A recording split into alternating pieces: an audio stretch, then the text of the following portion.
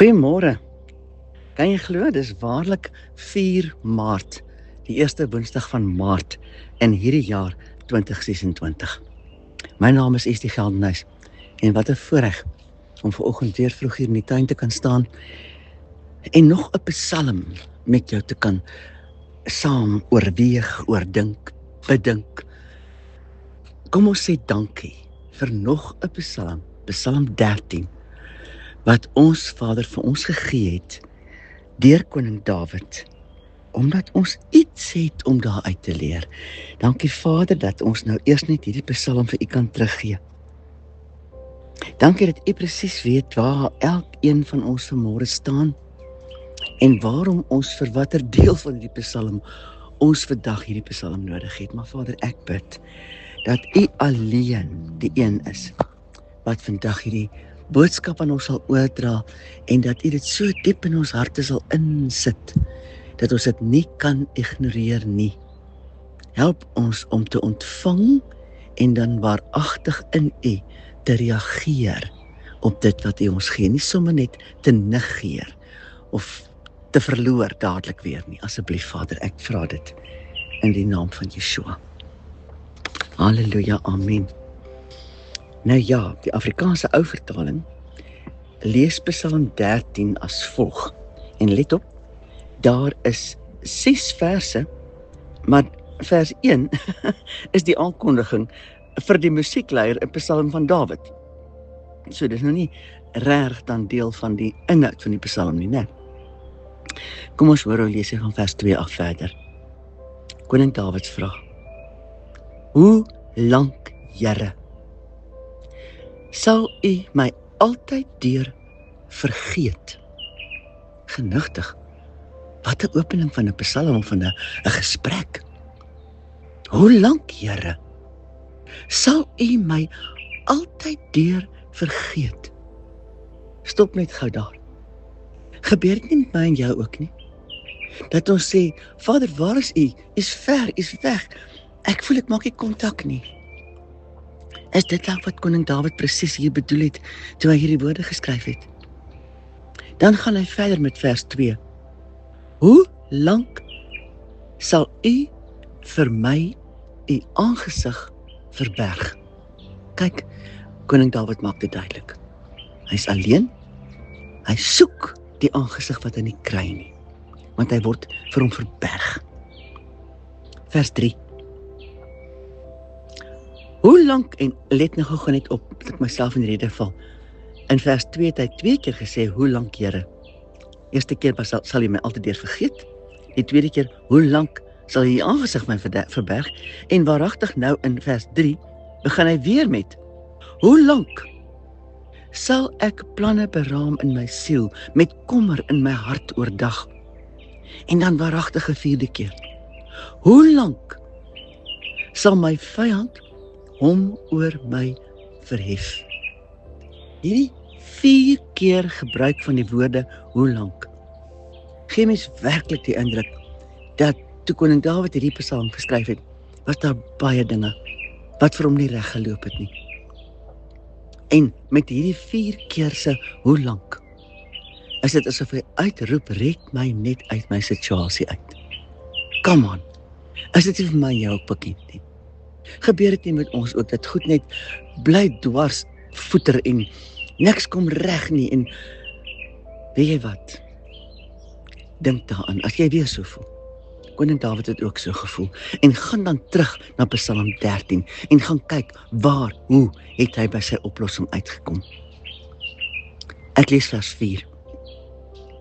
Aanskou tog, verhoor my Here, my God, verlig my oë, sodat ek nie in die dood inslaap nie, sodat my vyand nie kan sê, ek het hom oorwin nie, en my teestanders nie juig as ek wankel nie. Sjoe, aanskou tog, verhoor my Here, verlig my oë, sodat ek nie in die dood inslaap nie. Is dit 'n uitroep om te sê, maak my wakker in die gees? Is dit nie vir my en jou bekend nie? Mens kan baie keer so aan karring en ons besef nie dat ons wakkerheid in die gees verloor nie. Maar dan is dit tog of koning Dawid 'n oomblik vertoef, nadink, sy eie waarheid in ons Vader letterlik bymekaar maak. En na hy gedink het, sluit hy af op 'n ander noot. Vers 6. Hy sê, maar ek, op u goedertierenheid vertrou ek. My hart sal juig oor u heil. Ek wil sing tot eer van die Here, omdat hy aan my goed gedoen het. Kyk net, hoe intens gemaak het koning Dawid homself letterlik bymekaar. En hy sluit af met hierdie vers 6. Wat 'n passievolle man was hierdie koning Dawid nie. Wie wanneer mens oor sy persoonlikheid dink, moet jy toegee. Hy het nie juist dinge siekies gedoen nie. Mens kry die boodskap dat met koning Dawid mens altyd geweet het wat in sy hart aangaan, omdat hy ook nie weggesteek het wat hy beleef het nie. Wat hy beleef het, moes voortdurend in sy optrede en ook in sy praat gewys het. Is dit nie iets wat ons regtig van hom moet leer nie? Hoe kan ons eerlik en opreg voor ons Vader leef, as ons nie teenoor hom eerlik kan wees oor wat ons beleef nie? O ja, hy weet dit in elk geval. Ons Vader God weet alles. Ook alles wat in ons hart en gedagtes en gemoed aangaan, maar hy begeer nogtans dat ons totaal deursigtig voor hom sal wees. Ons kan niks vir hom wegsteek nie. Wees daarom net eerlik. Ons moet ook nie ons nood of kommer net uitblaker en dan dadelik weer hardloop in die dag in nie. Nee, vertoef in sy teenwoordigheid, tot jy vrede het oor dit wat jou pla. Dink na oor vers 3. Hoe lank sal ek planne beraam in my siel, met kommer in my hart oordag?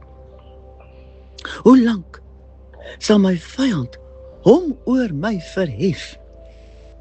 Dan vra koning Dawid in vers 4, dat ons Vader God hom sal aanskou, sal sien, en dat Vader Dawid se oë sal verlig. Wat bedoel hy met hierdie vraag? Help my om te verstaan. Verseker, verstaan ja, maar ook help my om te glo dat u my nooit sal begewe of verlaat nie. Onthou hoe lees Hebreërs 13 vers 5 en 6. Julle gedrag moet vry wees van geldgierigheid. Wees tevrede met wat julle het, want hy het gesê, ek sal jou nooit begewe en jou nooit verlaat nie. Daarom kan ons met alle vrymoedigheid sê, die Here is vir my 'n helper. Ek sal nie vrees nie. Wat sal 'n mens my aandoen? Dan weer is daar Jesaja 49 en ek lees graag van vers 14 tot 16. Dis Jesaja 49. Waar Sion sê, die Here het my verlaat, die Here het my vergeet. Kan 'n vrou haar suigeling vergeet? Dat sy haar nie ontferm oor die seun van haar skoot nie. Of skoon hulle sou vergeet, nogtans sal ek jou nie vergeet nie, en die ek is 'n hoofletter ek.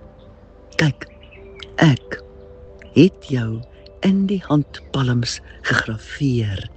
Jou mure is gedurig voor my. Dit is iets wat koning Dawid baie goed geweet het. Daarom kan hy ten spyte van wat ook al in sy lewe gebeur het, bly staan by die verklaring wat hy self gee in vers 6. Maar ek, op u goedertierenheid vertrou ek. My hart sal juig oor u heil. Ek wil sing tot eer van die Here, omdat hy aan my goed gedoen het. Wat is daar op die oomblik wat jou dalk voel of wat jou bedreig of jou vrede steel? Selfs jou veiligheid. Is daar woeste probleme met finansies of kinders of ander familie, werk dalk. Wat dit ook al is wat my en jou ontstel of selfs wil ontwrig, kom ons kies om saam met koning Dawid uit te roep, maar ek op u goedertierenheid vertrou ek. My hart sal juig oor u heil. Ek wil sing tot u die eer van die Here, omdat hy aan my goed gedoen het. Dankie Vader, dat ons net kan uitroep, dat u sal gee dat hierdie ook die slagspreuk van ons lewe sal wees. Op u goedertierenheid vertrou ek. Mag ons hart juig oor u heil, oor voorspoed en geluk en welvaart en redding en geestelike welsyn wat u vir ons gee. Asseblief Vader, ja, elkeen van ons beleef dat dinge partykeer verkeerd loop, maar Vader, ek bid in die naam van Yeshua, help ons om waaragtig ons fokus te hou op dit waartoe u ook in my lewe in staat is. Dankie Vader, dat ek nie hoef te vertrou en te verwag my eie welvaart nie, maar dat ek in opregtheid kan sing tot eer van u naam. Help ons daarin, Vader, dat ons welvaart wegsmyt en fokus daarop om waaragtig te kan sing tot die eer en die lof van ons almagtige Vader, ons eer u. Halleluja.